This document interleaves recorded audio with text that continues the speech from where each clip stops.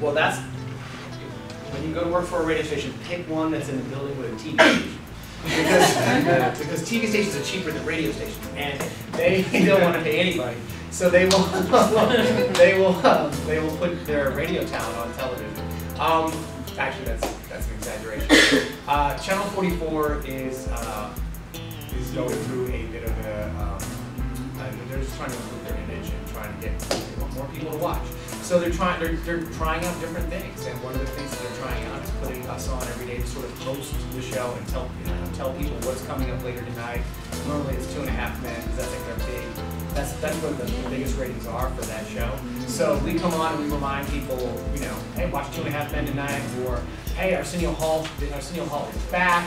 They used to be so great, it's going to be great again. I mean, all that type of stuff to just kind of get people pumped up in a different way than the usual, promo commercial. Hey, watch tonight. They're just trying different things. So, and so far it seems to be working. So it's a lot of fun. It's fun to do TV. The thing is, though, I have to shave and I have to wear, shirts with buttons. That's not really a drag, but it's definitely more than I can usually handle at 4 o'clock in the morning when I wake up. Right. Anybody else? Are we running out of time? How are we doing? No, we got till 4:30. Oh, we do? Oh, okay, great. What's your best memory in the radio? My best memory. There's so many. Like meeting someone, or just something that you did on the radio? That was 50 Cent. Yeah, I guess I should pick something to be said. 50 Cent. Anytime we have a chance to sort of, to make, raise money for a charity or, help people out of those doing. I always look forward to our annual food drive every year in San Jose at a Safeway there. And I remember, at first people were like, you guys are just going to camp out at a Safeway? But we've done it every single year now since we've been in 99.7, and it just gets bigger and bigger every year, and we get more and more food. And so it is a really great feeling because we always do it on the day before we go on our Christmas vacation, and so that always makes you feel really good. We're leaving, we just filled a truck full of food. We met a whole bunch of people. So that's for me, that's like the best memory of the year. Because not only am I going on vacation, but we also just landed a whole bunch of food for people who really need it for the holidays. So it's good. Have you ever interviewed Chris Brown? No, I've not interviewed Chris Brown. I think someone else on our staff interviewed Chris Brown, and he was in the hospital for only about 3 days. It just got serious in here. Oh, I'm sorry. No, I don't know. I've not met Chris Brown yet. I don't know if I will, because he doesn't want to do that stuff anymore. He's He's a rapper now. Yeah, he's past it. He'll only do like if he knows the morning show. Like I know he was on in Los Angeles at Power 106 there in Los Angeles, that he did something because he felt comfortable with that show. But I don't think he's going to do like anybody. So we missed our chance to get to know Chris Brown. So back when he was nice, I guess. As far as I know, you were explaining with interviews, sometimes like they're really last minute, like you said, 5-10 minutes before the show starts. But when you do actually have a chance to prepare, who prepares the material for that interview? Do you have someone that makes like a media packet for you, like here, this is everything you need to know? Mm-hmm. Or do you do your own research? Our producer, we have a producer for the show who will gather up all email. He'll talk normally to the contact who has arranged the interview with him. And then, obviously, anytime anybody's going to do an interview, normally, 9 times out of 10, it's because they want to promote something. Whether it's a book, a TV show, a new movie, a brand new album, whatever. Their cousin's brand new album, it doesn't really matter. If they're going to they're going to promote something because that's why they're talking to you. So yes, that's the job of the producer to find out exactly what they want to talk about, and then we take it from there. And I basically take the list. I see what they want to talk about. You definitely got to. There's usually about maybe 3-4 things you definitely got to hit, and then the rest of it, you just want to try to have a conversation with someone. And if they're doing something else, in the news, maybe I saw some on TMZ where they were out one night, got really drunk, fell into a bush. You want to ask about that. You want to. I heard you're going to rehab. What's going on with that? You want to It's too much sometimes. Like, They will tell you too. Not only will they tell you what to talk about, but they will also put in red type, just like on this do not page. talk about. Do not talk about Justin Bieber. That was one on when Selena Gomez called us. Do not ask her about Justin Bieber. And do you know that how we had to be held back because that's all we wanted to talk about was Justin Bieber? But we had to be like, so what about Justin Bieber? What was their favorite interview and least favorite interview? Favorite interview was Madonna. Because I'm aging myself, but you know, I mean, I love Madonna. And because she turned out to be so much more down to earth than I had ever expected her to be. And she was on the phone. And normally when you talk to when you interview people on the phone, you don't know what they're doing on the other end, on the other line. They could be in the bathtub. Who knows? I don't know what they're doing sometimes. So this actually this was like right before we left Energy, so it was about 4 years ago. But you know, for me it was like, I'm gonna talk. And I had met Madonna, but I never had really a chance to talk with her. I just said hello to her, we took a picture together.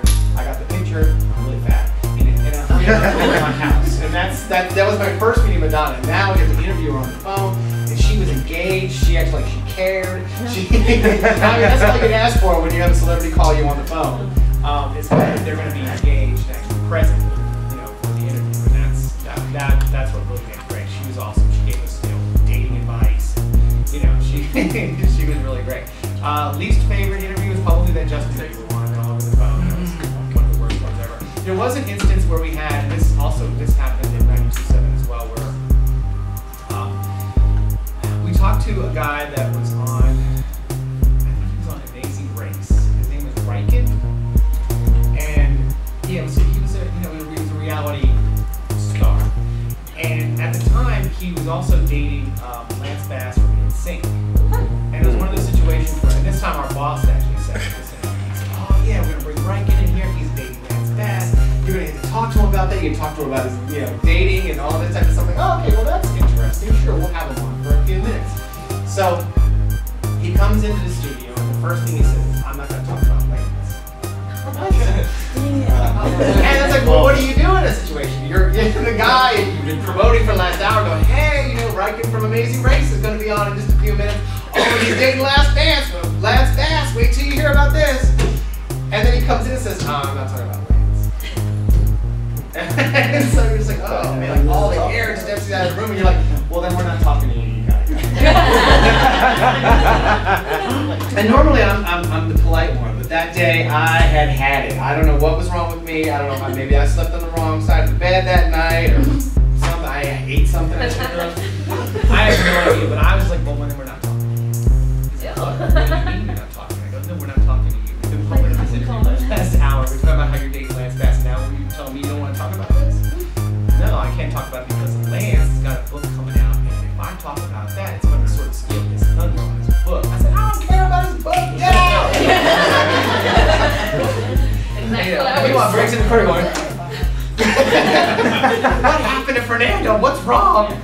And then it like kind of led to this whole thing where like he was outside in his car and we were like talking smack about him on the air going, can you believe this idiot comes in here and then someone says, hey, pick up the phone. He's on the phone. He's listening outside in the car. And so we pick up the phone, this is all live, and we're going off, and he's going off on us. We're going off on him. The whole thing just blew up again, because it had happened off the air, and then we had to bring it on the air because we decided that we're going to pick up the phone and talk to this guy.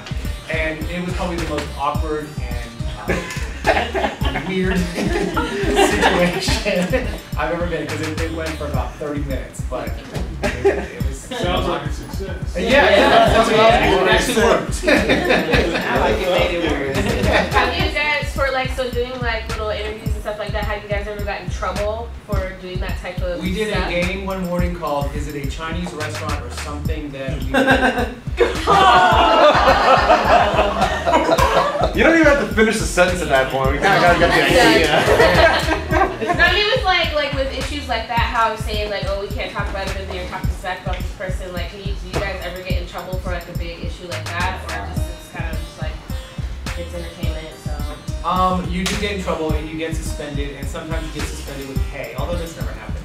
But yeah, but you do get, you know, I mean, you definitely don't want your boss coming in because your boss is going to be pissed at you. Maybe a year later he's going to say, that was kind of cool, you know. You got some really good publicity out of that one. I was so pissed at you guys, but you know, in the end it worked out. But when it's happening, you don't get that because you get, oh, the lawyers need to get involved now.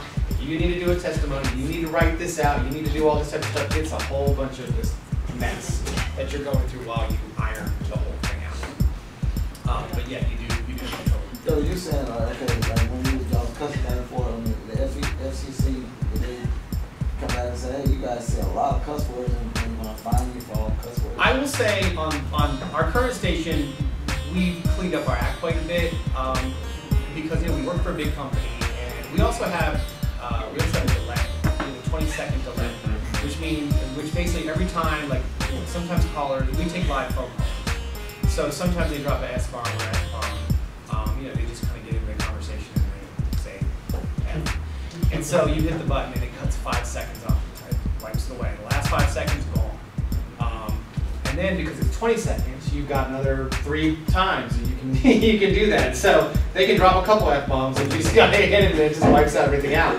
So you do have a delay to kind of protect yourself from that. Right. And that's why, like in our situation, if we ever had an instance where a word like that got out over the air, we'd be in huge trouble because they gave us 20 seconds to get rid of the entire thing. So you need to be on that and make sure nothing slips out. At our previous radio station, like I said, it was a bit more of a loosey-goosey thing. So sometimes people would say the S word and we forget. But again, it was definitely not. Again, it all comes back to like we were talking about what your audience is like. When you're talking to when your audience is like adult women in a marina in San Francisco and gay men in Castro, nobody's going to say a word because you were talking about how because of the wax procedure you had on your rear end the other day, turned into like an infection.